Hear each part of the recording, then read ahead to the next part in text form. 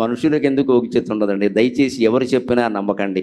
వీళ్ళు చేయకూడదు, వాళ్ళు చేయకూడదు, ఆడాళ్ళు చేయకూడదు, ఈ వర్గాలు చేయకూడదు, అడ్డగోలు మాటలు చెప్పి హిందూ మతాన్ని చీల్చేశారమ్మా దుర్మార్గులు.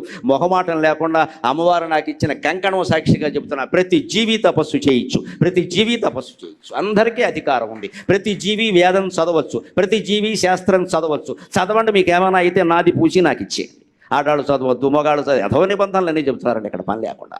సగం జాతిని చదవనీయకుండా చేశారు ఇంతకాలం. అసలు ఏముందో ఎవరికి తెలియదు.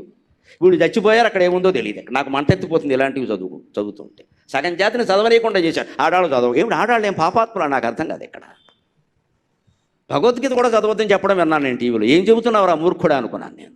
భగవద్గీత కూడా ఆడాళ్ళు చదవదు. అదేమిటిది? ఎన్ని రకాలు చెప్పేస్తారో పట్టు. గాయత్రి మంత్రం గాయత్రి ఆడది, గాయత్రి స్త్రీ, పురుషుడు కాదు ఆవిడ. విద్య అంటే సరస్వతి స్త్రీ. ఆ స్త్రీని పట్టుకుని ఆడవబట్టే కదమ్మా మాకు ఈ విద్య అంతా వచ్చింది. సరస్వతిని పట్టుకుని విద్యను స్త్రీలను ఎలా దూరం చేస్తారు? ఏ మంత్రానికైనా స్త్రీలను ఎలా దూరం చేస్తారు?